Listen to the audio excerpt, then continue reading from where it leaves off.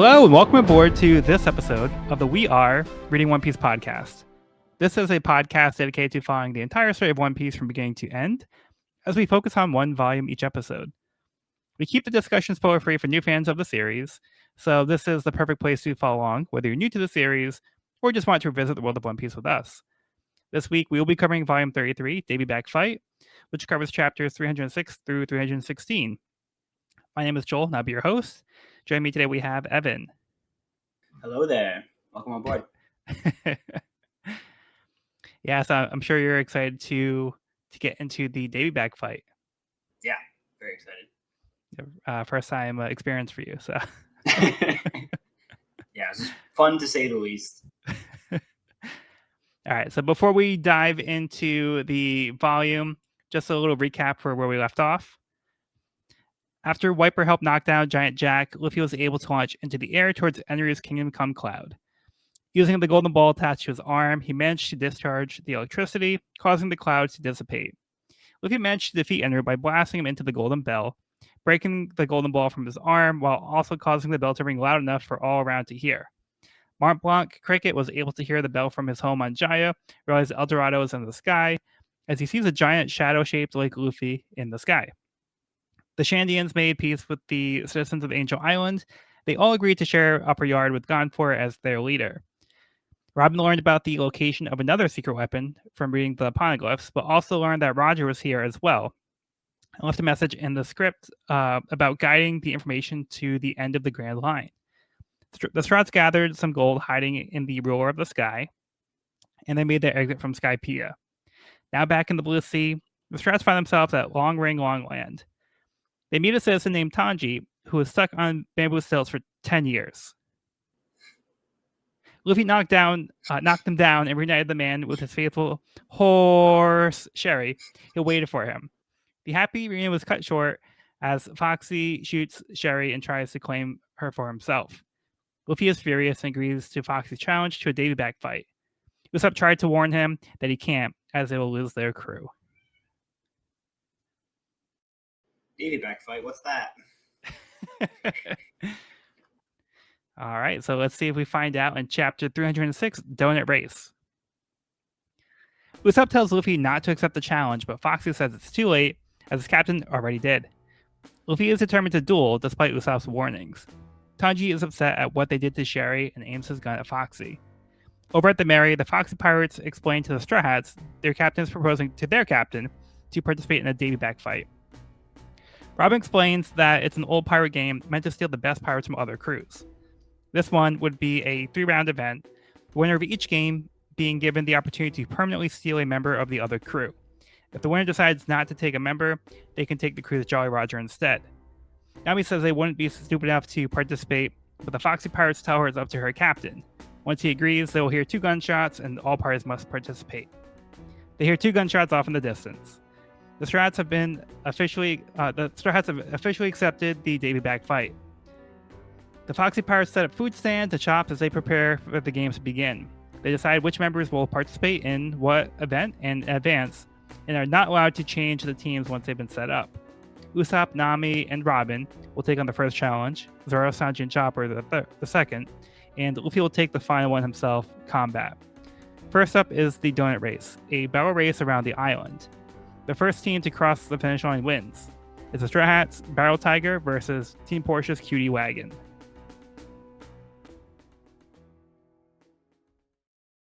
Go team. Yeah, so did you expect this from the Davy Back fight? No, not at all. But I'm loving it. It's like the Pirate Olympic Games are going on. I didn't really know what to expect. I thought this was like a fun, creative first event. Having to build your own ship and then sail it around the island sounds like something you'd see on like Survivor, like one of those like eco challenge races. So yeah, I thought that was fun. And we also get some cool nuggets about Davy Jones in there. They kind of talk a little bit about the lore of Davy Jones, which I feel like is, even not being like a big pirate person, like everyone knows Davy Jones. Like everyone's heard that. Davy Jones. So it was cool. Davy Jones' locker, and they even talk about that specifically. So I thought that was a fun little pirate tidbit in there. Yeah. Love to see it. And they said that like the name of the Davy bag fight is tied to Davy Jones, so that's how they came up with the name. I believe Sanji explains it here.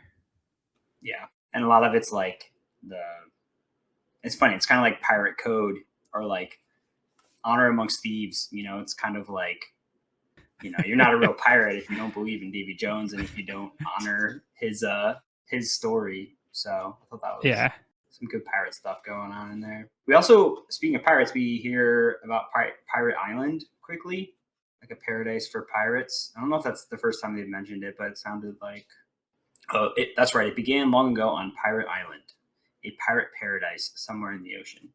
I feel like that's a seed that's been planted. This is where all pirates come from. That's where they're born, and they get brought by the stork to like their parents to become grown pirates.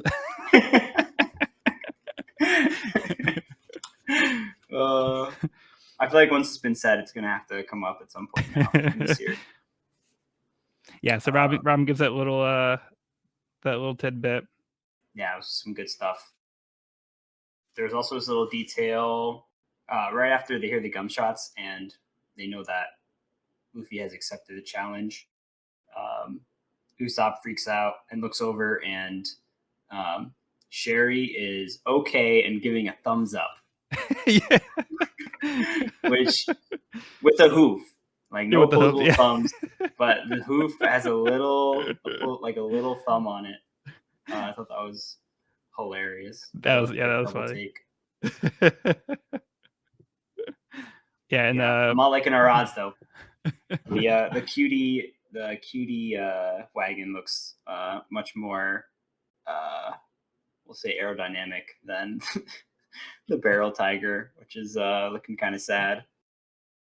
Yeah, and they have both a fishman and a shark on their team. So this is not fair. Yeah, so they have Capote, the marlin fishman, and Shark Monda, the star-spotted smooth hound shark. Yeah, and the shark's already got like a harness on to drag the boat. It's not looking good. Oh, we also get introduced to Ito Mimizu, who is probably the highlight of this whole volume for me. I absolutely love the commentary. The announcer flying around on the bird. Yeah. But technically the Pirates Party Commander, which I love. It's the MC, yeah. Yeah. Yeah, and I also love that we'll get some good stuff design from him. Yeah. Yeah, Ito Mizu is like, his head is like 95% mouth, which I know can be said about a lot of Oda's characters, but Ito Mimizo specifically is literally all mouth. Yeah, and then I enjoy every single time that Foxy gets insulted, he just like goes to the ground and gets all depressed. So like Luffy calls him a pinhead, and then like he goes to the ground. Like we saw him do this last volume too, but he does it again here, where like Portia tries to like, console him, and then like Hamburg's just like laughing at him. Like every time, like Foxy's just like depressed when he goes to the ground. He's a softie. He's a very sensitive guy. Yeah, and then they like seem to have like everything like ready to go. Like they already have like all these stands. They got these like food stands. They have like games and stuff. It's like a carnival. Like they're like set up already. Yeah, the Foxy Pirates do know how to throw down. I was thinking if they teamed up with Buggy's Pirates, they could have a real thing there. I think there's something there. Now I feel like Buggy would want control, and then Foxy would want control. I feel like they might be too. Oh yeah. Too much of like for sure. captains. Yeah. Two alpha captains in one circus or one fair wouldn't go so well, but there's potential there. Is all I'm saying. If they could work it out. Like I guess they could co-captain. I think I could see him being co-captain. Yeah, I could see that. Yeah. So then, like we talked about, like they seem to like really honor like the pirate code. Like Nami seems to really not have the same like attachment to trying to follow these rules. Like she was like, she's not on board with this, but like everybody else seems to kind of get it, and like they're like, oh, we're going by the game's rules and stuff, and we're gonna be honorable for it. We're gonna like stick to the rules and everything. Yeah. But yeah, then we have this like old moment where Chopper asks who Davy Jones is, and Robin says that he was a pirate from long ago. He was cursed by a demon and said to live deep down on the seafloor. And the legend is that any sunken ships or treasure get locked away in Davy Jones' locker on the seafloor. And then Sanji says Davy keeps everything that sinks down to him. So pirates refer to taking what you want from your enemies as Davy back. So that's the origin of the name for the Davy back fight. There you have it. In that same panel, this is when Chopper discovers cotton candy. Yeah. And there's like a theme throughout the rest of the volume where like Chopper's like eating sweets. Like I think Chopper gets his sweet tooth right here. I think so. Which is hilarious. Yeah, it's funny because it looks like Robin took a bite of the cotton candy and then she hands it over to Chopper. Like here you go, Chopper. Like it's like Chopper's like asking for it. Like she just hands it over and he has like a question mark. He's like, oh, what's this? He's like, oh, this is so sweet. So like even though he's saying the C4 is scary, but then he's like, oh, this is sweet with the candy. Yeah. Yeah, and back to what you were saying before, I think it's like pirate pride. Like I feel like Luffy really resonates with that. And like we're being a respectable pirate where like you said, Nami like is thinking about things logically and is like, this makes no sense. Like why are we abiding by this creed that, you know, feels outdated? But anyways, more of that to come. For sure. And it does seem like Foxy already has his eyes set on somebody. So he has that panel where he's kind of talking through his options. But he's like, oh, definitely want him. Yeah. And then I like how in the panel where it shows how they broke up the teams, Zoro and Sanji are already fighting. Like they already can't get along. And Chopper's just being adorable. Like, I'll do my best. Yeah, I don't know. I mean, they're a formidable duo, but putting them on the same team might have been a recipe for disaster. But yeah, so the whole concept I think is just like a fun concept in general because it's not so much a battle of like our lives are at stake, but it's like our livelihood is at stake. And it does kind of feel like there are high stakes without like there's something that's not like life or death that is at stake here. Like so the stakes don't would be high when it's like somebody's life is in danger, but like in a lot of these series it's like we've been talking about, a lot of people don't really die in the series. Right. So this is another way to kind of have high stakes that feels like it matters if somebody gets taken away here. Mm-hmm. There's that potential of losing their crewmates. Yeah, the stakes are high. But conversely, they were saying on the way here that they do need to find a carpenter and a musician. So this could be an opportunity to get somebody to help out. Very true. This could be a golden opportunity. Yeah, less life and death. Like it's definitely a game and a competition more so than, you know, a battle to the death like we've seen. Most arcs are going that direction. Yeah, and then it's very much a game. They refer to it as a game, and the events themselves are generally games, like except combat. Civil environment. Yeah. People are partying, you know. Yeah, so yeah, it's not meant to be like, oh, we got to fight to the death here. It's more like here, these challenges we have to try to beat the other person in. And we're pirates, so we have to do it. Do it in the pirate way, yeah. Do it the pirate way. Okay, ready to move on? Yep. Chapter 307. Ready, set, donut. The donut race is ready to begin. Nami, Robin, and Usopp sailing the Barrel Tiger face off against Porsche, Capote, and Monda sailing the Cutie Wagon. Ito Mimizu announces the rules. Actually, rule singular. Each team must compete one lap around the long ring Long Island. Sounds easy enough. Each team is given an eternal compass. Then, on Ito Mizu's mark, ready, set, donut. The race begins with the sound of the starting gun, which is immediately followed by a volley of additional shots fired as the Foxy Pirate spectators take aim at the Straw Hats, sending them off course. Thankfully, Sanji and the Straw Hats on shore step in and keep the spectating pirates in line. Off to a rough start.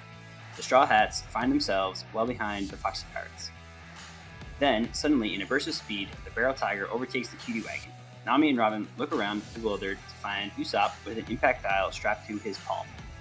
The racers jostle for the lead when they come across the first obstacle, the long coral reef.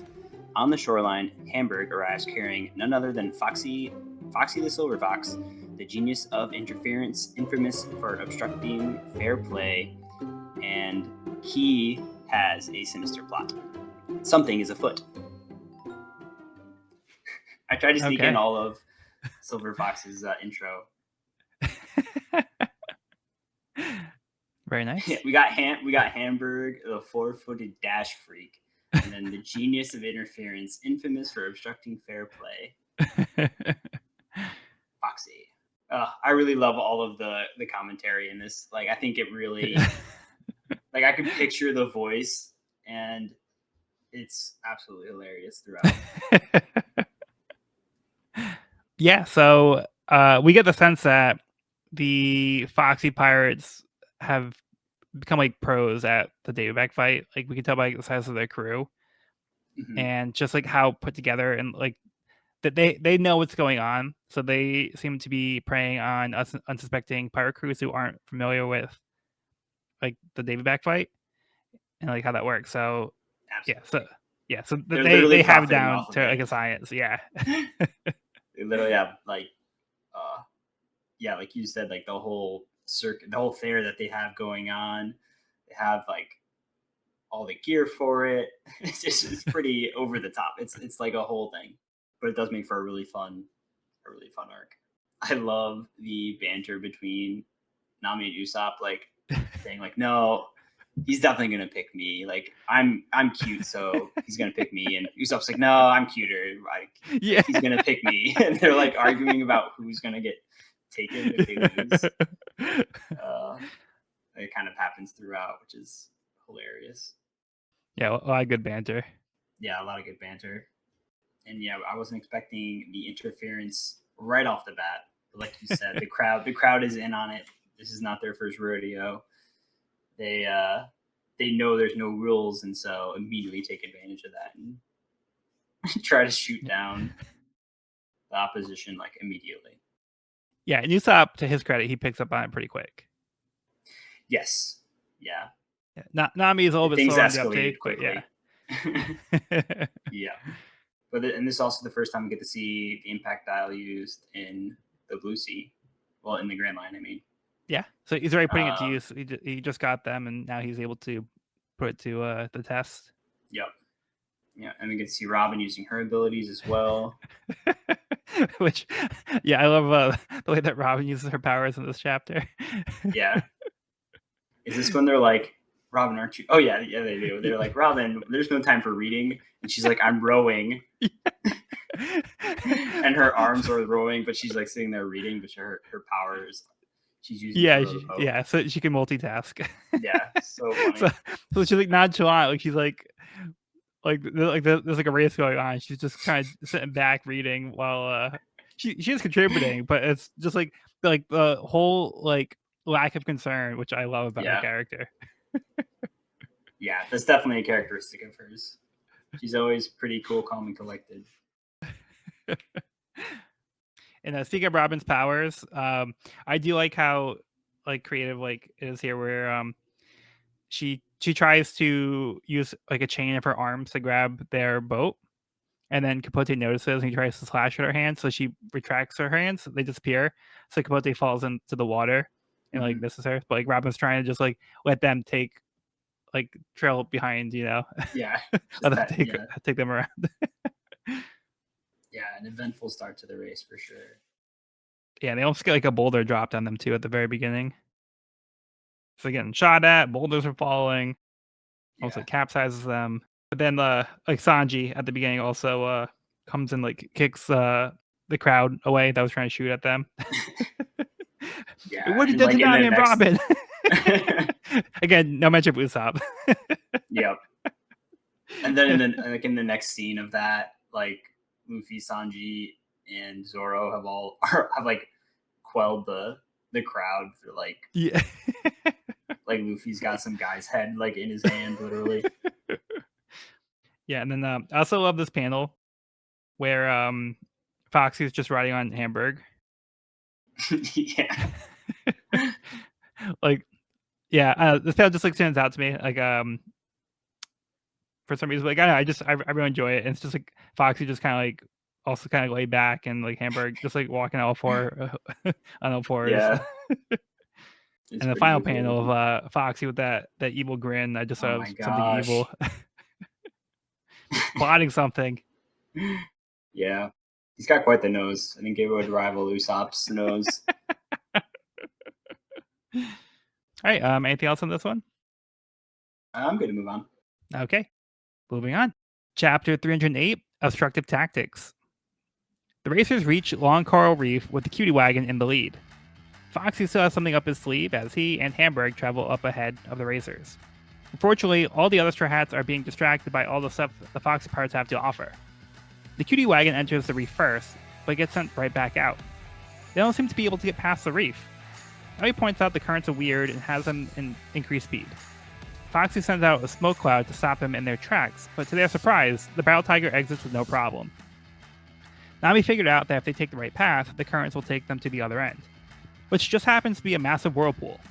Luckily, Nami doesn't mind if Usopp has to harm himself again to use the impact dial, which lets him clear the whirlpool. Not wanting to be left behind, Capote and Monda combine their power to destroy the coral blocking them. Foxy attempts a series of tricks to make the Battle Tiger fall behind, but Nami the Skeptic doesn't fall for any of them. The Battle Tiger approaches the finish line well in the lead. Just when it seems like victory is guaranteed, Foxy reveals his Devil Fruit powers, hitting them with a slow beam.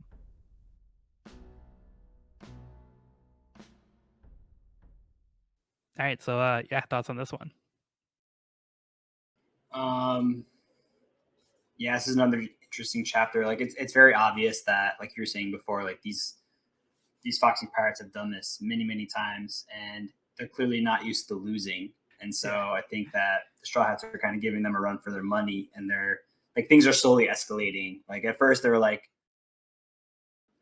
do we toy with them, or like do we just win, or do we just sink their ship? Like they were just so confident that they were going to win. They were kind of just like not taking them very seriously. And I feel like in this chapter, the Straw Hats like continually surprise them and impress them, and they realize that they're going to actually have to try and kind of pull out all the stops.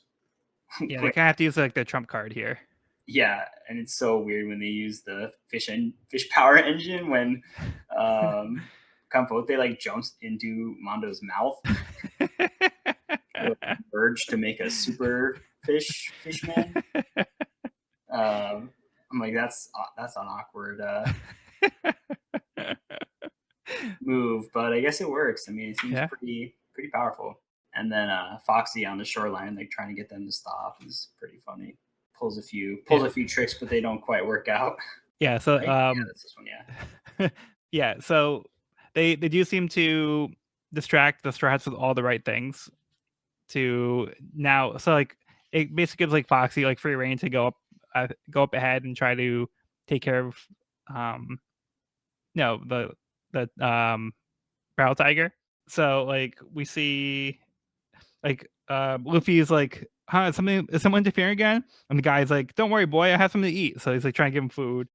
And then like Luffy's like, he's now totally like focused on the food. Sanji's like surrounded by women.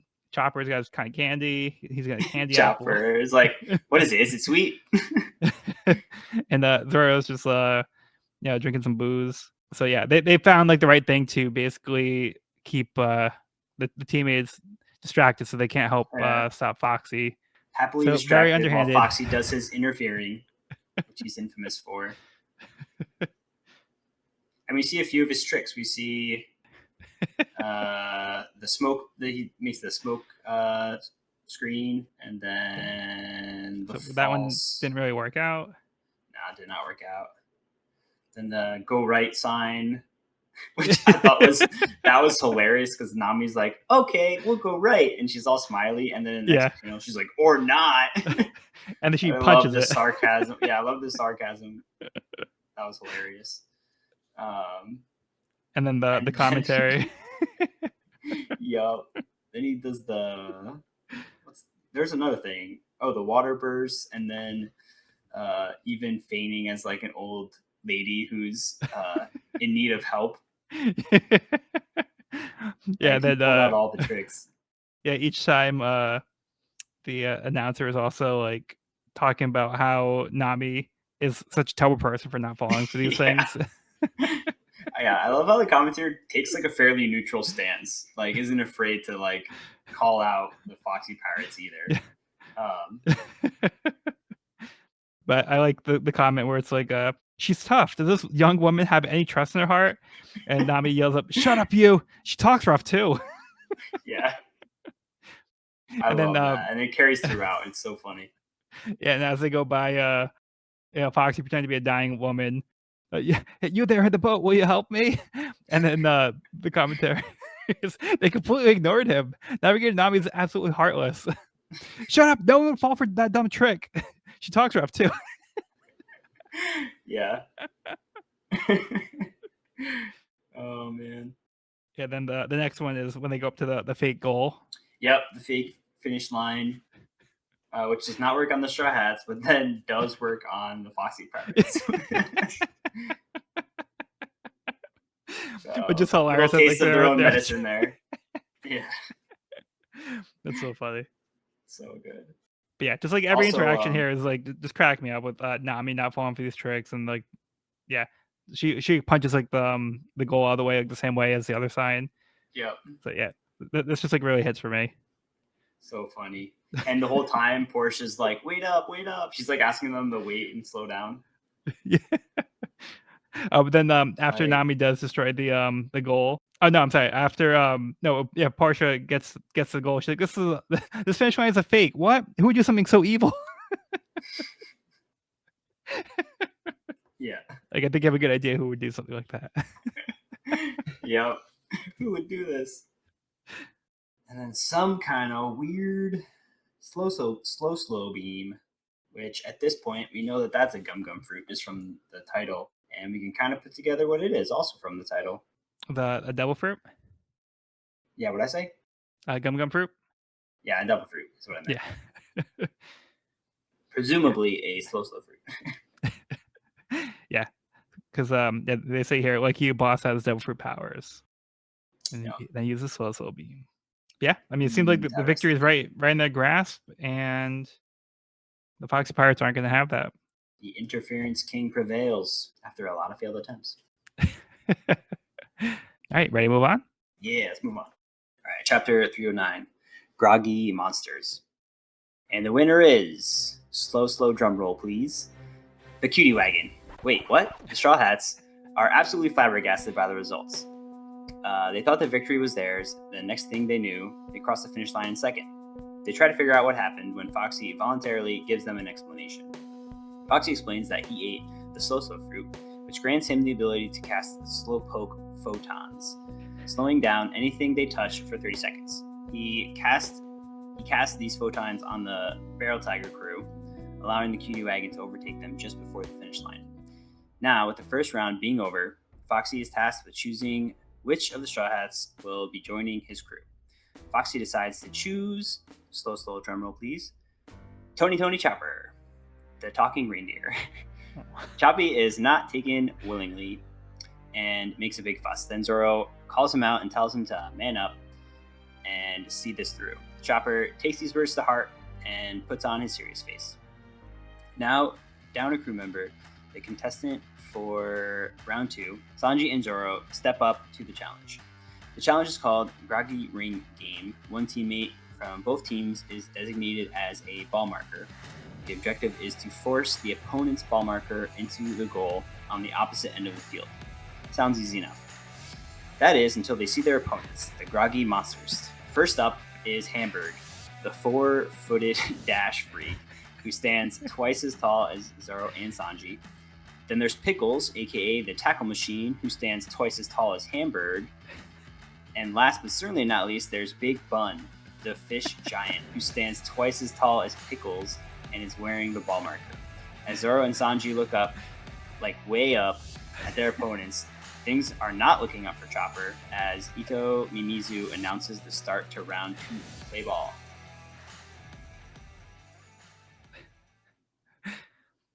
Wow. Okay. Yeah. So they lose, and not only do they lose a member of the crew, like they were warned. Yup. And it's Chop, the rare talking reindeer. That's absolutely adorable. Yeah. Probably a good choice. Yeah. Because I mean, they got a You doctor. don't see He's that every day. Yeah, he's unique. Yeah, he's so cute. Yeah, and then It I seemed like like how they they mostly went for like the rare, cute, yeah, seemed to be their biggest reason for making that choice. yeah, because they're not necessarily looking for functional crew members at this point. They have like so many doctors Right. or whatever. Like they have like the bases covered like multiple times over. Yep. So they're looking for like other stuff now. But I like how the reveal is on the page turn. So like you don't know until like you turn the page and then you see like who they Oh take. yeah, yeah. Like That the was a first one I great want is reveal. you. But yeah, I didn't really know who to expect. I'm like, it literally could be anyone. Like, I didn't really have any predictions. But poor Chop's tweaking out. Yeah, But and then he's Zoro like steps in, crying. slightly inebriated, I would say, and says, "Stop blubbering. It's humiliating." Which Chopper takes very seriously and like wipes away the tears, sucks the boogers back up into his nose, and like crosses his arm and even gets like a doom. Yeah. As he like puts on his serious face and just like pulls it together. Yeah, I love this interaction. Yeah. Because yeah, it's like first of all, like Chopper just looks like so cute and like in this like outfit for the Foxy Pirates. But like he's like crying, he's like sad, and everybody's like being sympathetic, and people like no Chopper, and then like Zoro like tells him to like you know to take it in stride, like Yeah. like yeah, it's things that happen, but like deal with it, and like everybody's like Zoro, you're being so mean, like think about how he feels, and then Mm-hmm. we see Chopper, like you said, he gets to act together, and he's like, no, like I'm a man, and like he gets all serious, he gets like the pouty face, yeah. Yeah. I So didn't realize that his hat was changed to like mimic yeah, Foxy's yeah, he's got like the pointed like crown thing. pointed hat. Yeah. Yep. I didn't even catch that the first time. Yeah. So I think that's a great interaction, and this is like one moment too. Like I feel like Zoro is kind of like the big brother for Chopper in a lot of ways. Mm-hmm. Like we Yep. seem kind of like be like kind of protective about him, but he's also like trying to like teach him like life lessons and stuff here. Sometimes things don't go the way you want, but you gotta deal with the hand that you're given. Yeah, absolutely. Could have been handled a little more gently, but you got the point across. Yeah, but that's just how. But that's Zoro, How yeah. it is, yeah. Oh, and this is one of my favorite jokes in the entire series. Is when Sanji says we can get our emergency rations and have some to spare. So he refers to Chopper as like their emergency rations, like their emergency food supply. So that's what the way he was looking at Chopper this whole time. Like, oh, we have to get him back so we can have my emergency God. food supply. I for some reason didn't pick up on that. That is amazing. Yeah. Oh my God.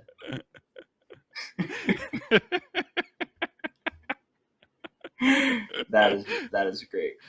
That is great. The chef always thinking Yeah. I mean he's got some childhood trauma that justifies that train of thought, but yeah, that's hilarious.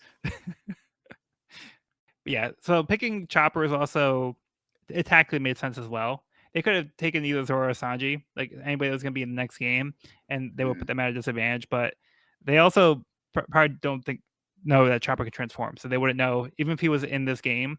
They wouldn't know what his powers were, his capabilities. So he might have been more of a contender than they thought anyway. But they probably didn't think he was going to be that big of a threat. So like they did take one person. I guess he could have been the ball, which would have been easier to get them in.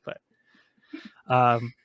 But yeah, they did take somebody from the next game, so it does lead to a Zoro Sanji team up here. Yeah, and a mismatch. 3v2. That's not the only mismatch. I think size is substantial. We get to see our first half fish man, half giant. Yeah, that's true. The fish giant. Yeah. So And again, the Foxy Pirates, very intimidating.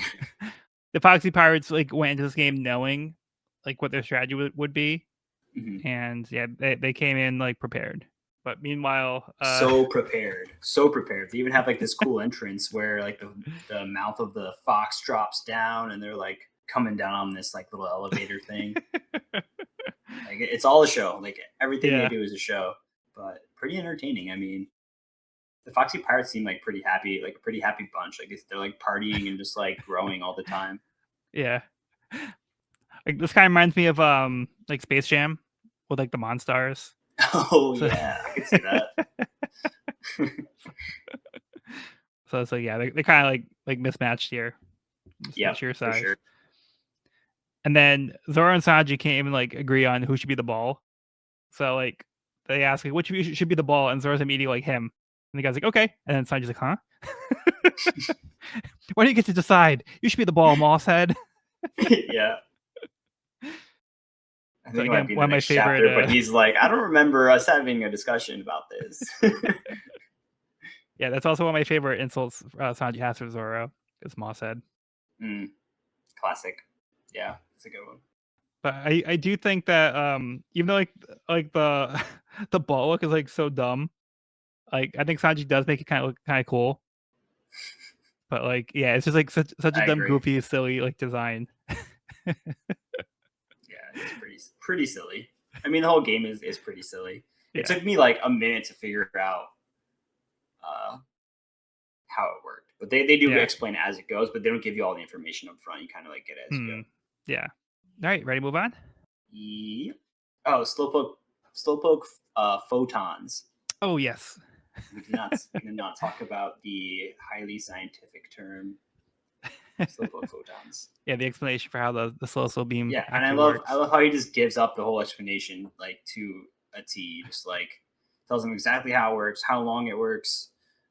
Even gives them a demonstration which goes awry as the cannonball actually does hit him. Like he's showing him how he can stop the cannonball, but then like gets distracted and it actually hits him. Yeah, that cracked me up. That was pretty great. Yeah. So he calls it an as yet undiscovered particle. So I guess maybe because only he knows about it, but like he's saying it's not discovered. But he knows about it. Yeah, so it's at least somewhat discovered. So maybe it just means it's not like common knowledge. Like most people don't know hasn't been researched by scientists. But yeah, he explains that whatever this light strikes, whether it's a living creature, liquid, or gas, will maintain all its other properties but lose velocity. And then Sanji's, I'm sorry, Luffy's like, I don't get it, you idiot. And then Fox is like, I'm an idiot. And Portia's like, boss. Okay, moving on. Yep.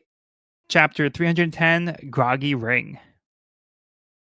Zoro and Sanji are outnumbered and outsized by the other team, one of them being half fishman, half giant.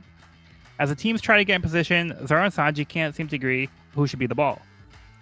Foxy thinks that he'll sit back and not have to bother interfering this time. Zoro and Sanji continue to bicker about who should be the ball, but Nami settles it when Nami tells Sanji the ball looks great on him. The ref tells Zoro he can't use weapons for the game, so Zoro leaves his swords. The whistle blows and the game begins. Sanji rushes right for the opponent's ball, worn by Big Bun. To his surprise, the fish giant's skin is slippery.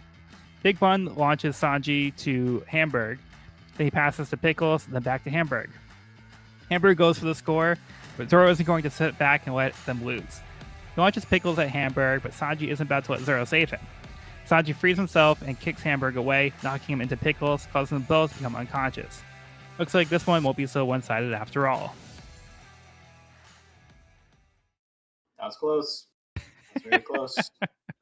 Sanji was just getting manhandled there for a majority of this chapter. Poor guy. I also love his motivation to not be saved by Zoro. He's like, he's just getting his ass kicked, and then Zoro's about to save him. He's like, no, I can't let him save me. And just like decides to take it up a notch.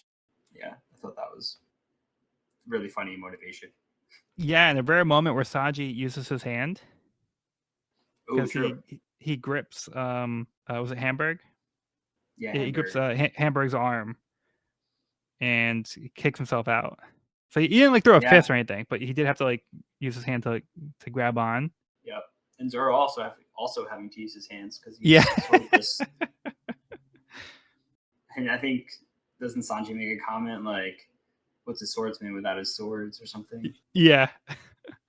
Honestly, I think this is one of the best Sanji Zoro chapters in the entire series. It is good. It is good. Also, Nami knowing exactly how to solve their argument and being like, "Hey, Sanji, that ball looks great on you."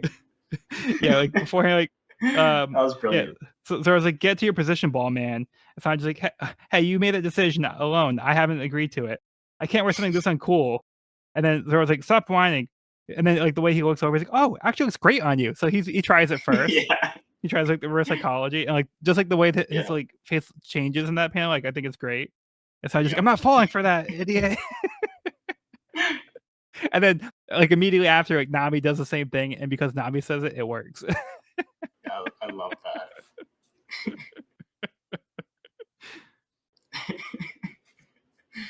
I'm the ball man. This ball suits me.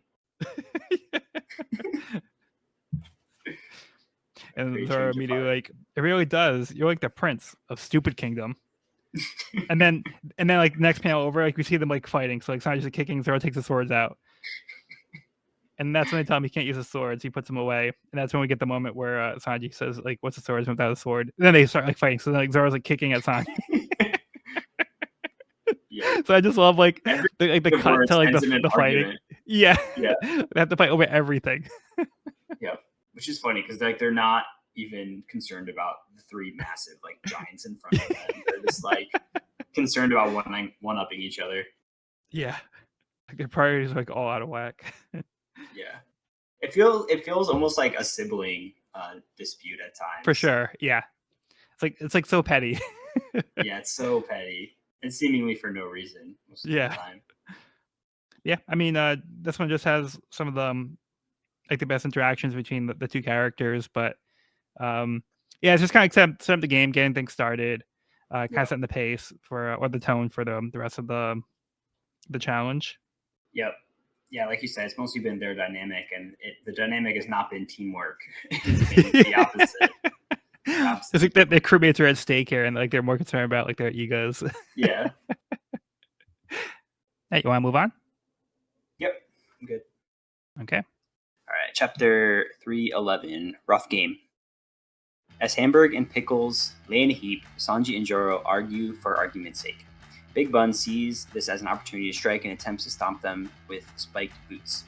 Sanji appeals to the referee, reminding him that weapons are not allowed, but the ref turns a blind eye and raising Sanji, who strikes him down, earning himself a yellow card. Big Bun, now wielding an axe, chases Zoro and Sanji as Hamburg and Pickles regain consciousness and arm themselves.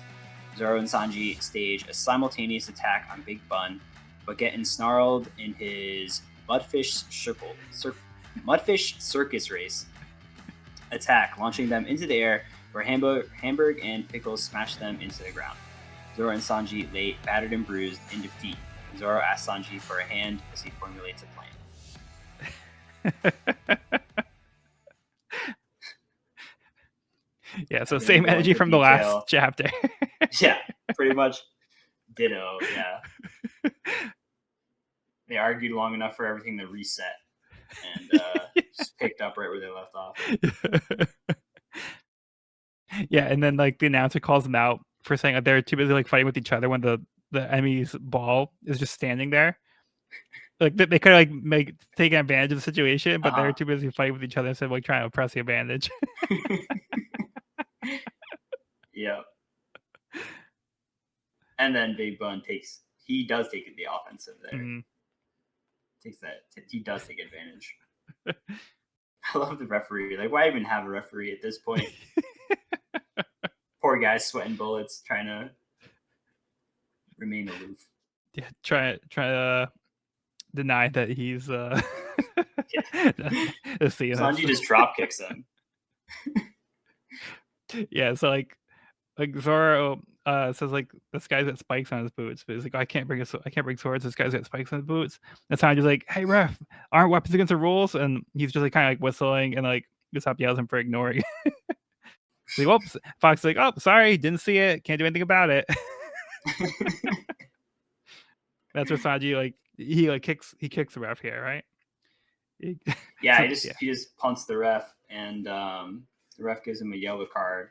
Yeah, and says if he gets another yellow card, that'll be a red card, and he'll have to leave the field. He'll be ejected. So he only gets one more chance. So he can't do anything else to get ejected here. Yeah. So the ref saw that one. There's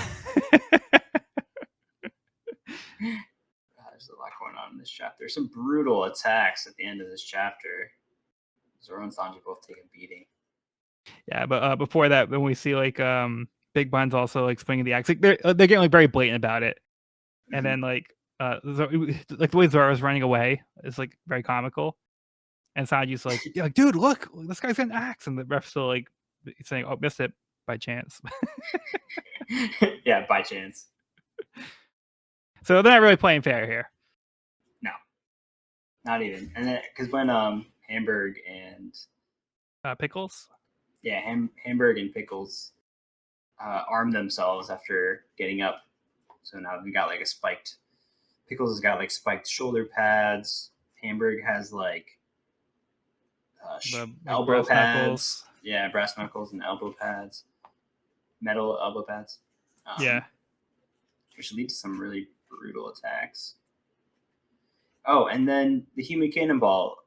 Pickles jumps into the mouth of Big Bun. I don't get why that's like their move over there at the Foxy Pirates, jumping into each other's mouths. Oh. Yeah. Right? Like what? Yeah, he like spits him out so hard that like he goes flying like a cannon. Yeah. That's pretty funny. It's a theme over there. Foxy Pirate Club. Yeah. So not only like are they not playing by the same rules, like yeah, this means that like Zoro and Sanji are just getting a beating. They're like outnumbered. Yeah, so things are not looking in their favor. No. And Zoro, when he takes that shot from Hamburg, like that was brutal. Yeah. Hamburg like turns into like a human spike and then hits him, makes a direct hit right in his gut. Yeah. Pretty gnarly.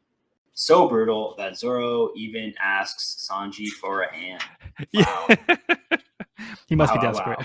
He must be really desperate. Yeah. Hey, Cook, lend me a hand for 10 seconds. And Sanji says that should be enough time.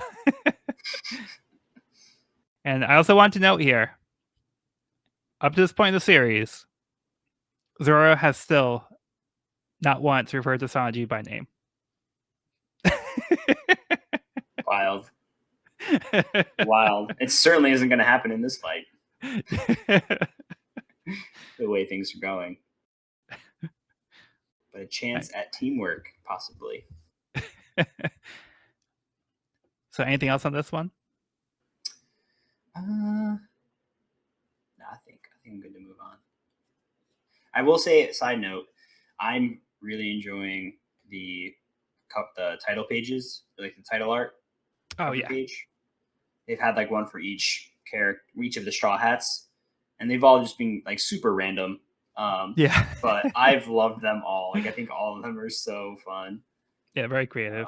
Like instead of getting a cover story, we're just getting like little one-offs, like little fun drawings highlighting each of the Straw Hats. Yeah. So right now, yeah, the cover story is on a little break before the next one. Yep. Which we'll start by the end of the volume. All right, so let's move on. Chapter 312, Goal. The announcer declares that it's looking like this game is just about over, with the Straw Hats having no chance of winning. To his and the crowd's shock, Zoro and Sanji are back on their feet. The crowd's shocked again when Foxy orders a monster burger. Hamburg pulls out a club to mince them like burger meat. Pickles pulls out swords to slice them like pickles. Zoro will be the lettuce. Sanji will be the cheese, and then Big Bun will finish the order by smashing them between his metal plates like a hamburger bun. This would surely result in a red card for the entire Groggy monster team, but of course the ref is in the middle performing a backbend, so he didn't see this. As a cook, Sanji finds this insulting. He kicks Hamburg between Big Bun's plates, flattening him. Zoro uses his no sword style and launches Pickles into Big Bun, causing him to slash up his own teammate. As Big Bun is about to fall, Sanji kicks him to keep him upright. Zoro rushes in, but Pickles tries to interfere. Sanji kicks Pickles into the ref. The ref tries pulling a red card, but Nami happened to take this, as well as his whistle. Now, the clear path, Sanji launches Zoro up into the air. Zoro grabs Big Bun by the mouth and dunks him right into the goal. Go. A little bit of payback here. Yeah, another turn of events. Man, that goal is such a great drawing. I mean, incredible. Yeah. Such a great panel. Yeah, now it gets like the 2/3 covered. Yeah, that's right. 2/3 page treatment here. Yep. A couple of those in this one. Yeah. Yeah, very satisfying though. Yeah, this is a pretty epic and also pretty brutal battle. Yeah. The Mega Burger, Monster Burger. I love the reaction from the crowd when he says Monster Burger. They're like, "Oh yeah. shit!" I am absolutely embarrassed to say this, but I didn't really put together the hamburger thing until they made it like very clear. Like in this moment. Like in this moment, like I wasn't thinking of like pickles and hamburger and like hamburger bun. Like I wasn't thinking about that until they like made it very clear, and I was like, oh my god, I feel like an idiot for not having realized that sooner. Yeah, well, because they introduced Hamburg individually by himself earlier. So, right. So I was like, oh, you didn't realize there's like a naming convention. Yeah. Yeah. But then, like, I like how like Zoro is like the lettuce because he has like green hair, and Sanji's like the cheese because he has yellow hair. So it works in that way. It's like you have all the ingredients. Perfect. Yeah. Yep. Yeah, they start singing like a murder song, the hamburger murder song. Can't wait to watch these humans get minced up into pieces. And then like I love again the ref like doing some random stuff. Yeah. Like was he doing stretchers like earlier or something, and like the ref's like not doing a back bend, and like Luffy's like, what are you doing? Yeah, then Sanji and Zoro showing why they you don't want to mess with them. Yeah, there's some really cool fight sequence in here. Just like visually with all these like crazy attacks and Hamburg getting squished in the bun maker. He's literally like a pancake. He like floats down. Yeah, like a piece of paper. Yeah. And the next page you see Zoro uses no sword style. I was just gonna say that, the no sword style. Which is dope. There's like a dragon in there. Yeah. He uses like the dragon twister. It's like he's kind of like using Pickle's momentum against him. Mm-hmm. Spins him up like a top. Yeah. Finally get to see Sanji and Zoro consciously working together. Yeah, actively working together. Like Zoro like even jumps on Sanji's arm and he like gives him a boost. Yeah, off his leg, yeah. Yeah, off his leg. And then like two birds, one stone, where Sanji kicks Pickles right into the ref. Oh yeah. So he gets his payback into ref too, and he tries to pull the red card, and then we see Nami had stolen them, and then Robin's like, "You naughty girl." Yeah. Yeah, no, he's like, it's an old habit. Yeah. Yeah, so she took the cards and the whistle, which is great. Nice little payoff moment. Damn. Zoro though, taking down the fish giant with one arm and just like dunking him. Yeah, that's a slam dunk. That's a power move. Yeah, that slam dunk. That was such a gratifying final scene. Like that shot of Zoro who's like the size of like one of Big Bun's like teeth, pretty much. Yeah. Like one of his, he's as big as like a tooth. Huge guy. Yeah, Zoro just grabs him by the teeth too and slams him down. Yeah, just slams him. Hey, anything else on this one? I'm good. Some solid action panels. Yeah, for sure. Chapter 313, main event. After the epic conclusion of the Groggy ring match, Luffy must pick a Foxy Pirate crew member or the Jolly Roger. Nami points out that he could choose Foxy himself, causing Foxy to forfeit the final round. But Luffy has no desire to add Foxy to the crew and chooses Chopper to return. Now, moving on to round 3, one-on-one combat. The first order of business is to choose a battlefield. This is decided by both captains spinning a cannon, which upon stopping naturally will launch a cannonball that marks the center of the battlefield. The cannon stops spinning abruptly and conveniently lands directly in the center of the Foxy pirate ship, the Sexy Foxy. Ito Mimizu lays down the ground rules. The battlefield is within a 15-meter radius of where the cannonball fell. Any weapons found within that circle may be used. No one but the 2 contestants may enter the circle. And finally, to win, you must force your opponent outside the circle. Sounds easy enough. As preparations are made, there is a pre-match festival, including a performance by Porsche and the Flower Cheerleaders, warm-up matches, and multiple vendors selling Davy Backfight collectibles. Finally, the stage is set, and Itamizu introduces the competitors as the sky fills with a black smoke. It's time. Foxy the Silver Fox versus Monkey D. Luffy, who will be victorious in this colossal clash of captains. Dun dun dun. Yeah, so now we're getting to the main event. The main event. It's time. Yeah, so what do you think of their decision to take Chopper back? No brainer decision. Yeah, pretty easy, right? This was again like the Pirates' Pride thing, where Nami was thinking logically, like, yo, we could end this without any more battling or fighting if we just pick Foxy.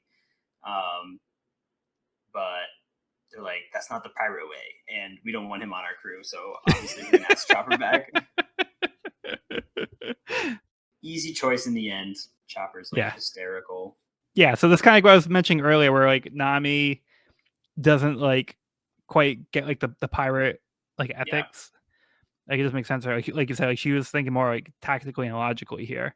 Mm-hmm. But everyone's like, no, that's gonna like ruin like the fun. Like we want to have like an epic showdown. So like instead of like using like their tactic like that they used on them earlier, like it's like, oh, now it's not fair because it's only like 1v1. Okay, right. So so all right, we'll play by your rules. And Luffy's not one to miss out on a fight, I don't think. Yeah, that's not Luffy's style either. No. Yeah, yeah. We have like sorry, go ahead. Now I was just gonna continue to confess my love for Ita Mimizu and the commentary that he gives throughout this whole volume. And it's just so good at the end here when he's like giving the intros and they have like the smoke and all of the like the stage is set and like the crowd in the stands. Like it's just like so much like show and yeah, it's just like such a wild event that is going down. I love it. Yeah, just to kind of put this into context for like how like experienced the Foxy Pirates are here. First introduction, the man who never turns down a fight. He's undefeated in 920 consecutive matches. The man who wins every game. So they're not used to losing here. And like they're like old pros at this for sure. For sure. They even got like all the collectible items you can buy and like souvenirs and shit. It's so funny. Which Luffy and Usopp are buying into. Yes. They both buy a little pin or whatever. Yeah, it's so good. It's fun though. It's like the pre-party or the pre-fight party. Yeah. Everyone's getting hyped. And then we get our reveals of them both in like they both have like their boxer robes and they both got boxing gloves. And Luffy has this massive afro. Yeah, so we have the famous Afro Luffy here. He's got the skull and crossbones painted on his chest. Yeah. Looking fierce. Yeah, so this feels very much like big event boxing, like pay-per-view like 100%. Fight that everybody's looking forward to. The crowd's getting all hyped on both sides. And they have to wear the boxing gloves, see it's in here wearing the boxing gloves. But yeah, just to go ahead. I was just gonna say that we see a little flashback of someone saying this hairdo will make your punches stronger. Or no, we do know it's Usopp because then we get Luffy saying, "Really, Usopp?" Oh yeah. Which definitely makes me think that like it's one of Usopp's. Maybe Usopp says one of his tricks up his sleeve, or up his afro in this situation. Wouldn't put it past him. Yeah. But I do love at the beginning of the chapter when they like announce like the winner, like Nami gives a whistle back to the ref so that way he can like the ref thinks he's gonna blow it because he's gonna give like Sanji the red card and like eject him, but like, he blows it and that signals the end of the game. So like Nami tricks him into blowing the whistle to be like, all right, you guys won. All right, you're all good. Yep, Nami was a real team player so far. Probably MVP of this duel battle. I mean, there's like so many great like Straw Hat moments in this entire volume. Yeah, totally. Like I feel like in essence, because of like a story like this, you can get like versions of the characters that are just like, here's how these characters interact. Like this like a good like showcase of these characters and like their unique personalities. So you kind of get a little bit of everything in something like this. Yeah, it's been really fun so far. And here we are at the final event, the main event. But I also do love the panel announcing the victory for the Straw Hats, and you see like Zoro and Sanji just striking like the cool poses as like Big Bun just kind of hits the ground and the smoke's like kind of clearing, and Sanji's like loosening his tie. Oh yeah. I think that's a great panel. And then next page over, before like Luffy announces he's gonna take Chopper back, all the Fox people are like thinking about, oh, is he gonna pick me? Oh, it's gotta be me, right? Yeah. Oh, I hope it's not me. We just met eyes, so he's probably gonna pick me. All these randos thinking that like all like nervous. Yeah. Oh my god. I also love the next scene when they're kind of like debating who to pick, and Nami's kind of proposing that they choose Foxy in order to skip the final round. Yeah. I think they said something negative to Nami. She's like, "Shut your mouths" to like all of the Foxy pirates, and they all like freeze and go silent, which is hilarious because I feel like we were saying before with Itamitsu's like being like, "She's a brute, she's a heartless brute." Like everyone's like scared of her now. Yeah. So she like silences the whole crowd. It's pretty unanimous that nobody wants Foxy to join the crew. Yeah. And Foxy has this dejected, like falls to his knees. Yeah. They all said they didn't want me. Yeah, interesting. You think that'd be a loophole? You think that the people competing would be able to get pulled? But as we see, the rules are very loose and rarely enforced. No, I mean that's within the rules. They're not breaking rules. Yeah, it's within the rules, but they're also like it's an unwritten rule that you can't do that. For the captains, but like any other round is fair game. Yeah, because like you would essentially end the game by taking the captain. Right. So it's kind of it defeats like the spirit of like the Davy back fight. Gotcha. I didn't realize that like the final combat was exclusively for the captains. Yeah, it's a 1v1 captain versus captain. But like even if you took like the captain like in the earlier round, I think that would be like where you dismantle like the for real. The crew, unless somebody else I guess becomes captain. They're probably all like, "It's gonna be me. It's gonna be me. I know it's gonna be me." But then like I also love like when they're spinning the cannon, like Luffy looks like so focused on spinning the cannon, and then like when it just stops, like he just kind of like stands there, and he just has like this like just kind of like like this like blank like stand that he has. Like, yeah. This, yeah, you could like picture his face. Okay, that happened. Yeah. You can picture his face and it is blank. He's like not mad about like that they probably cheated to. I mean, they definitely cheated to set this up. But okay, ready to move on? Yeah, I'm hyped for this fight. Okay, so before we do get into that, we do have the next part of the new cover story. Chapter title page, series number 7, an angel comes down from the sky. Someone falls from the sky. Yep. Not much more to say about that. It's completely unrecognizable. Yeah, no way of knowing. The object falling. So no idea. So this is the seventh miniseries, like mini arc. Yep. That's cool. Yeah, we've gone through quite a few already. They kind of just Yeah, add up. for real. All right, moving on. Chapter 314, Combat. Coach Usopp helped Luffy pick out his attire for the upcoming battle.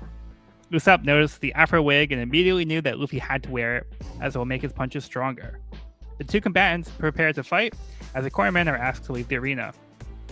There'll be no time limit, but the first one outside the designated ring will lose. The crowd cheers and the bell rings. Luffy launches a Gum Gum pistol, but his fist is caught in the slow beam. As Luffy tries to recover before Foxy can use another beam, he tries to dodge, but Foxy tricked him and he waited until he was in the air to use his beam. He launches a flurry of blows on the helpless Luffy. After the 30-second window passes, Luffy feels all the blows at once. Luffy almost falls overboard, but he catches himself. As he gets back on board, he's greeted with a series of arrows that start to speed up right when he got up. He dodges, but is then confronted with Foxy riding a cannonball, while a bunch of others float around him. Luffy tries jumping on some, they start to resume regular speed as the time limit was up. Luffy tries to recover, but Foxy doesn't let up. He shoots face bombs at Luffy. He notices one of them talks, which turns out to be the real Foxy. He punches Luffy, now equipped with spiked gloves. As he lays there, the face bombs all go off.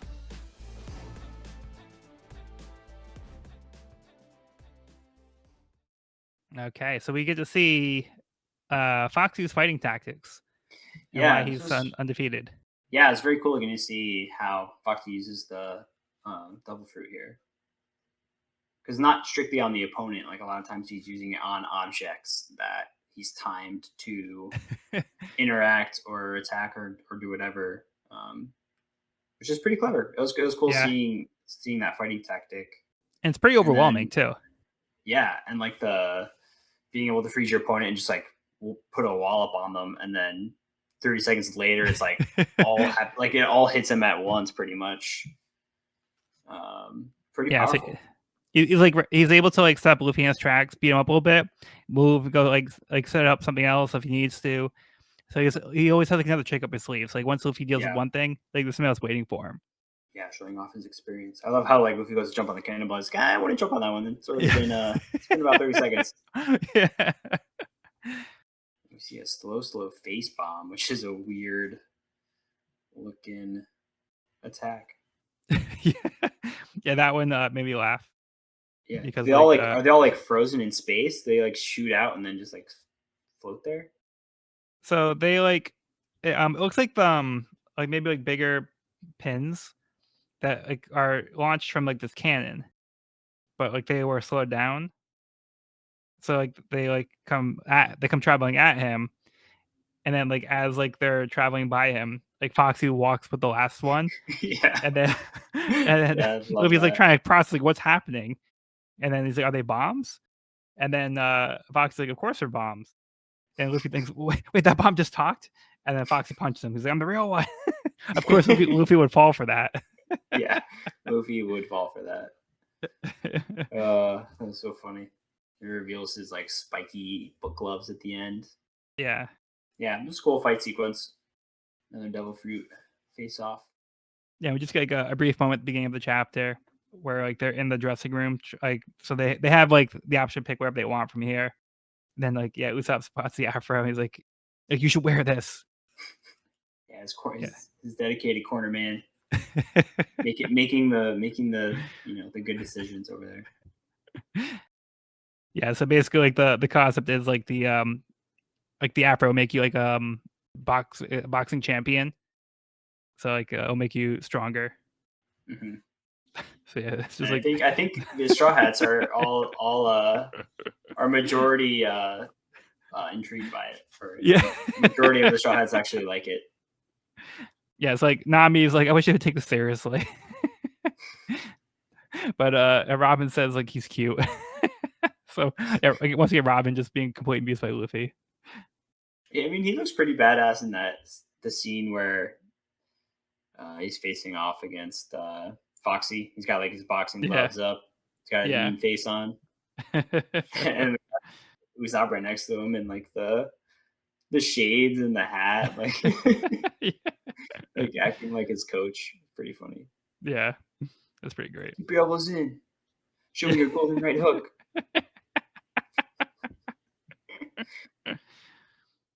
They're playing the part. Yeah, so just overall fun stuff here. Yeah, fun stuff. Yeah, I don't have anything else to add here. I'm good to move on. Okay. So move on to the next part of the cover story. Chapter Tell, page series number 7, volume 2, An Island Full of Holes. The following person creates one more hole as he lands in an island full of them.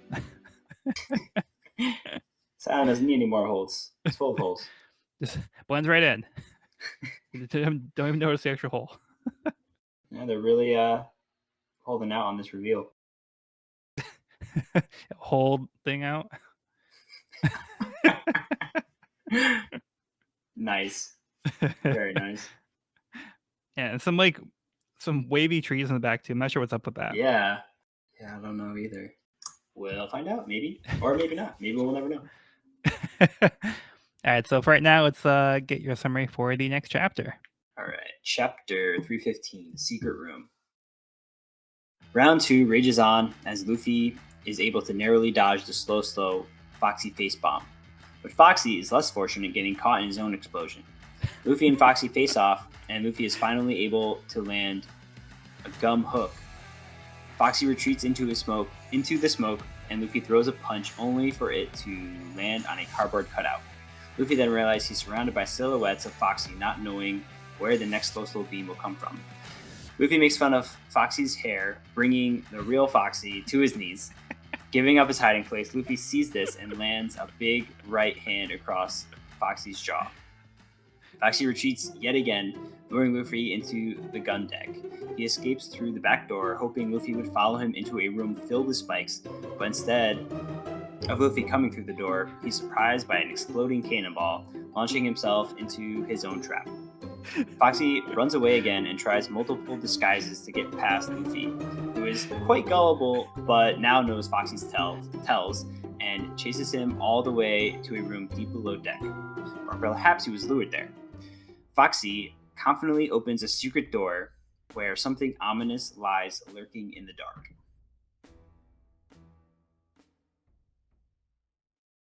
Oh boy.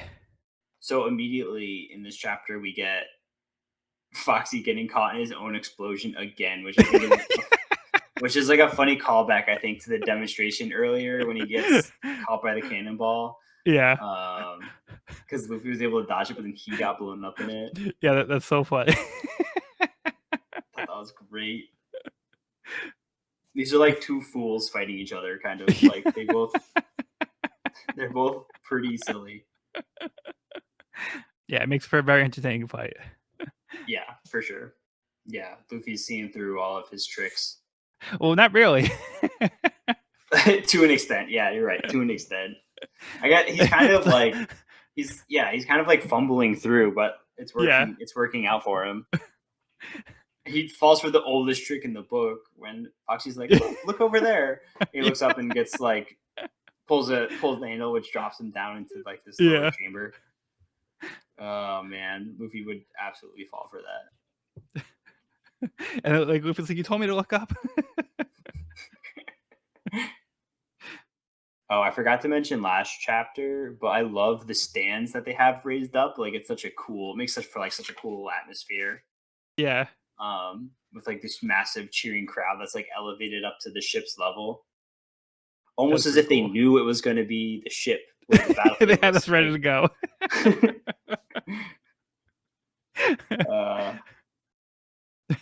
There's a slim chance, but let's have the bleachers ready around the ship just in case. Just in case. You never know. Just in case. Yeah, Luffy is so gullible. Like he falls for the same trick a few times here. We have Foxy and his like two atrocious disguises. This like cracks me up too. Yeah, it's such a funny series of events because Luffy like keeps accidentally insulting him. Like he's not even intentionally doing it. Yeah. but then it's giving him up every time. Yeah, so he like goes into like the nurse's office, like the infirmary, and then Fox is like, "Oh, what's the matter? Do you feel ill? Are you numb? Is it your skull? Are you a numbskull?" And then Luffy's like, "Wait, did someone just come in here?" And then Fox is like, "Nope, I didn't see anyone." What's wrong with your face? Try and get him back. Yeah, and then after Luffy leaves, like then he connects the dots. He's like, "Oh wait, that must have been Foxy." No, wait, no. He's like, "Wait a minute, that looks like him. It can't be." And then he's like, "Wait, are you his sister?" so, so he still doesn't like realize that it wasn't that it was actually Foxy that was in the disguise. So he thinks it was just his sister. Oh man, yeah, Luffy's pretty hopeless. And then he immediately falls for the same trick again when he goes to the kitchen and sees like Foxy in another disguise. Yeah, it's just Yep. like Falls for it insulting again. Foxy is just like the way to like reveal himself, like he did with the Yeah. cutouts.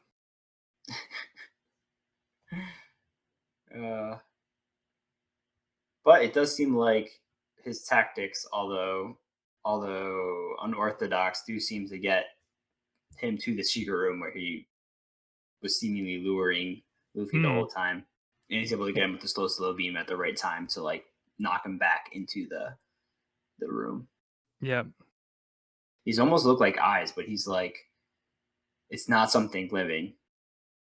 That would be against the rules. Yeah, so it could be eyes still, but don't know True. exactly what eyes. True. Yeah, so like when there's like that moment where instead of like opening the door like Foxy expected, he blasts the wall apart, and then Foxy's face falls into the blades. Yep. So it looks like he was getting stabbed in the head. Yeah. Right. Yeah. Right through the forehead. Yeah, so this looks Gnarly. like super painful. But for the most part, he's okay. That was pretty hilarious. He's like waiting for Luffy to come through the door, and instead it's just like a cannonball. He's like, "Are you trying to kill me?" Yep. Pretty goofy fight, but it's pretty entertaining as well. Yeah, and just like the last one I wanted to mention was when Luffy does insult Foxy with the cardboard cutout part, and he Foxy's upset about the stupid pointy head comment. Luffy punches him, and then Foxy's like, "You're inhumane. I'll never forgive you." And Luffy's like, "That's okay." I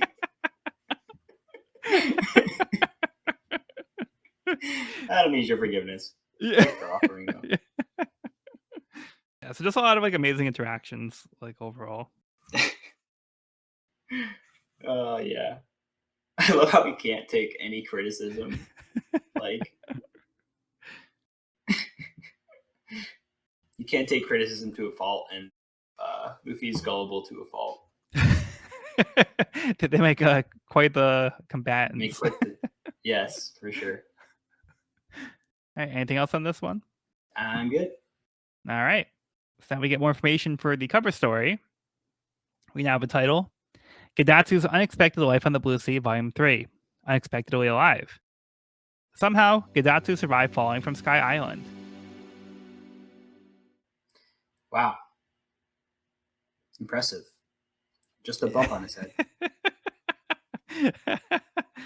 Doesn't look like He he wasn't landed on falling in clouds. clouds. Like, yeah, everyone's falling in clouds. He fell on the actual ground and survived. Yeah, so when we saw him after the fight with Chopper, like he was sinking into a cloud, and then he like shot himself through the other side. So this is where he ended up. Huh. What's up with all the holes? You think that there are also things that fell from Skypiea? It's a good question. I'm just seeing now that the three weird trees you mentioned before seem to be on this random person's shirt. So maybe it's like Three Tree Island, or like maybe it's Like a like some kind landmark? of like, yeah, landmark. No, I didn't notice that, but that's a good Namesake point. for that. Namesake for the island, maybe. Yeah, so he's got like the three squiggles that do line up with the trees. Yeah, that's a good catch. Who knows what it means, but it probably means something. Maybe he just likes the way the trees look. Yeah, it's just cool design. Okay, let's wrap up the volume with chapter 316, Brother Soul. Foxy knocks Luffy into a dark room. When the lights go on, Foxy reveals his Gorilla Punch number 13. Large machine full of punching gloves. Foxy explains it has been perfected and all unnecessary parts have been removed. Luffy points out the gorilla head is unnecessary. The machine starts punching as Foxy shoots a so-so beam at the mirror covering the back wall, causing it to bounce. As Luffy dodges, Foxy activates a burning punch. He continues to launch beams that bounce off the wall, and he uses a racket with a mirror on it to hit them back. Realizing he doesn't need to get overwhelmed by the multi-directional attacks, Luffy punches the mirror and shatters it. Foxy activates a bunch of punches all at once, severely hurting Luffy. As the crowd wonders what's going on, Foxy emerges with a seemingly defeated Luffy. Luffy stands up, still ready to fight. Foxy pulls out his slow beam sword, hitting Luffy with it and causing his arms and legs to be stuck by the beams. He follows up with another flurry of blows, sending Luffy flying. Once again, Luffy gets back up. They do this again, but Luffy won't stay down. He yells that he will not lose a single member of his crew, even if it kills him. Straw Luffy is back on his feet.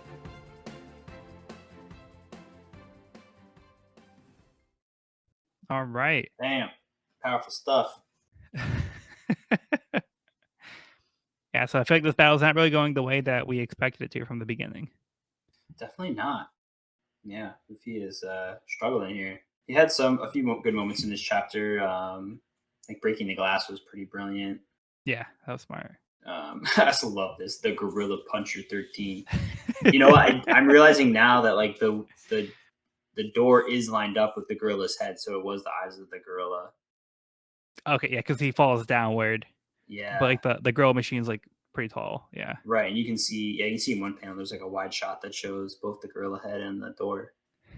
I love that. Oh, there's like, we perfected it. And it's like Gorilla Puncher number 13. So clearly there were like 12 attempts before this.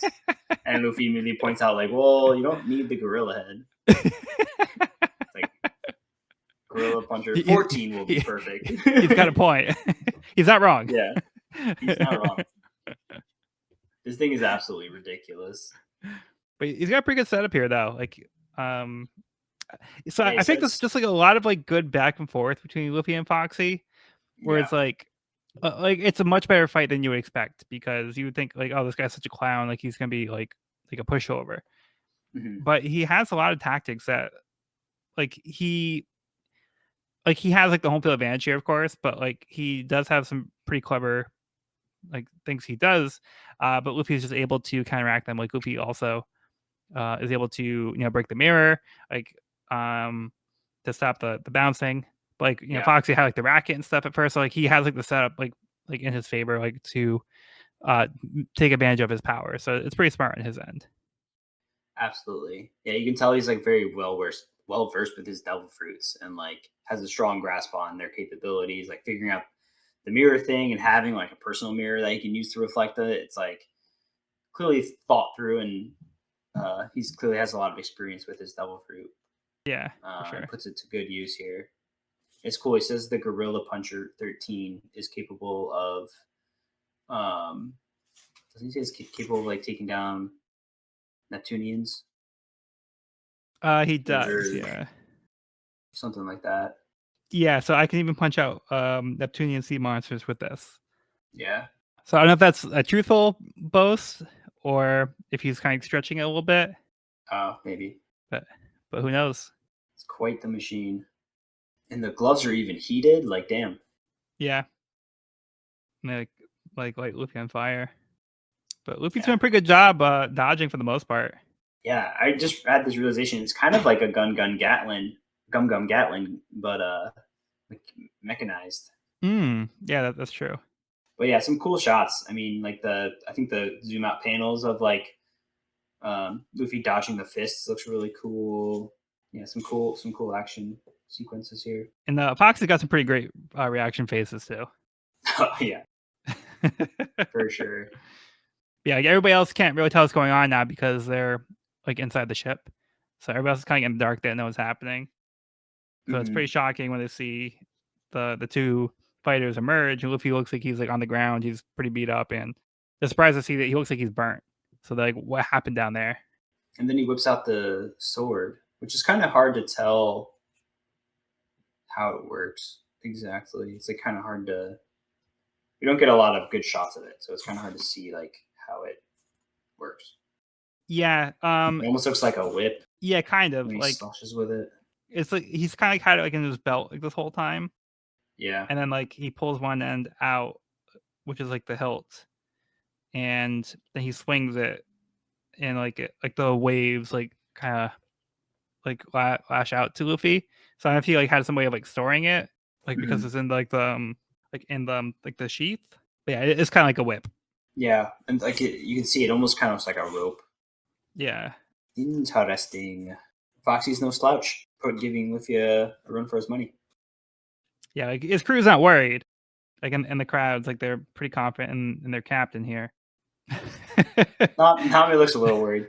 But like, well, like Usopp says it's Luffy with an afro, and then like Nami responds like, "Why would you think an afro could increase his power?" Like, and then Robin says like, "He did look cool though." Yeah, Robin's just been a gem this whole volume. Yeah, for sure. You can tell she's having a blast. Yeah, she's just enjoying the ride. Yeah, Yeah, and then at the end, it's of course inspiring the way that Luffy keeps getting up yeah, for his crew because he's so determined not to let anybody go. Like he has to win this because he's not losing any more crew members, like or permanently losing any crew members. Like he's gonna fight no matter what it takes here.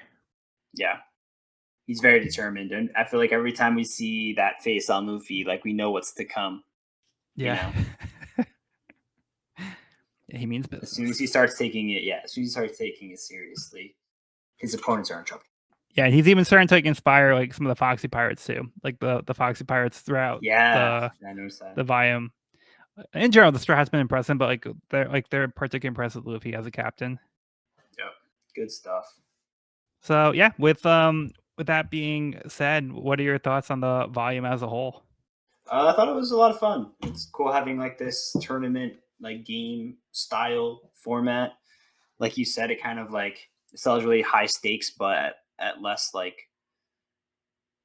it's more like specific stakes instead of it being like all the people of Skypiea dying. It's just like it's more of like a pirate game with the stakes are Yeah, losing your crewmate. So it's like serious, but they're also like having a big party and enjoying themselves. So it's kind of like a lighthearted competition instead of life and death stakes.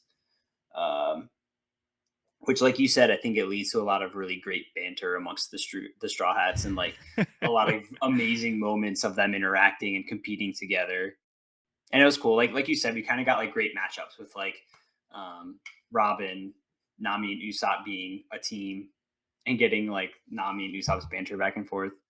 And obviously Zoro and Sanji's banter was incredible. And then even Luffy and Foxy had some great moments. like only Luffy's the only one that would fall for Foxy's tricks. Like we saw Nami like saw right through it, yeah, but exactly. Luffy was fooled. Yeah, it was really fun. Fun characters.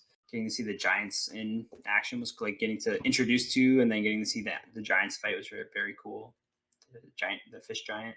Yeah, and I think Oda does like a really great job of like going back and forth. Again, like you would think the Straw Hats, like in theory, would like crush like these like goofy pirates, right? But like again, they have this down to a science. So even though they might not be like physically stronger in most cases, like it's about like the tactics that they use and like the methods and like they know what the games are. Like they have everything kind of set in their favor. Yeah, So like I really like the way that there's like a lot of back and forth too because it feels like you don't know exactly how things are going to play out. It's like in the first one, again, you think, oh, like of course they're not going to lose, like, but then like you kind of get the rug pulled out beneath you, where it's like they just lost, like, yeah, so then like it starts to feel real when it's like, all right, they literally just lost a member of their crew, and then like like the Sanji and like Zoro like game, again, it doesn't feel like very hopeful. Like it feels like all right, things definitely like not going their way, but they get their act together in the end. But yeah, there's just like a lot of it's like portrayed very nicely in a way where like makes you feel like anything could really happen in these games. So Right. it's a lot of fun. Yeah, I've been enjoying it. I'm really excited to see how round 3 ends. Because yeah, Luffy hasn't really found a weakness or like something to exploit to beat Foxy. Yeah. So yeah, we'll see how that concludes next week. But I also wanted to mention, like, I just feel like this is probably the single funniest volume in One Piece so far. Like, it's legitimately hilarious. Like, every chapter is hilarious. Yeah, Like, a lot of the jokes, the gags, like, are hilarious. It's like the humor is like on point, and this is like legitimately like some of like the funniest stuff in the entire series, in my opinion. It has like some really great moments, and we're talking about, like, it just gives like the characters moments to shine and really like show like their personalities. So it kind of just kind of goes back to basics in a way where we're not like end of the world kind of threats, and it's just like kind of like a more like low key like yeah, type of a little like it's like lighthearted, they're playing a game. lighthearted. Yeah. Yeah, no, I absolutely agree. Like this was absolutely hilarious. I feel like Oda's really like dialed in that like interpersonal comedy with the Straw Hats, and there were multiple moments where I like laughed out loud in this volume. So gotta love it. Yeah. I just wanted to mention that because, like, again, I think this art gets a I lot agree. of like I don't think a lot of people appreciate it so much, Hmm. but like I think there's just like so much to enjoy from this arc. So I'm excited to rank it next week. Yeah, yeah, it's fun. Like yeah, like we were saying, like those interpersonal like are those like interminglings of the crew are just so good because we know these characters so well at this point, and they're very established at this point.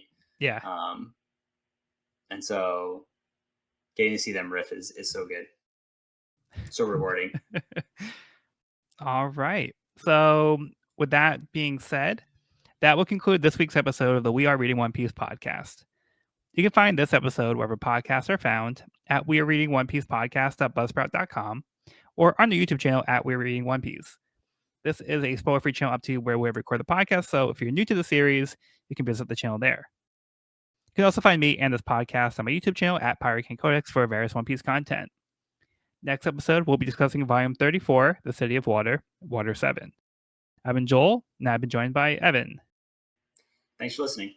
All right, well, be sure to bring along all of your hopes and dreams, and we'll see you on the next episode.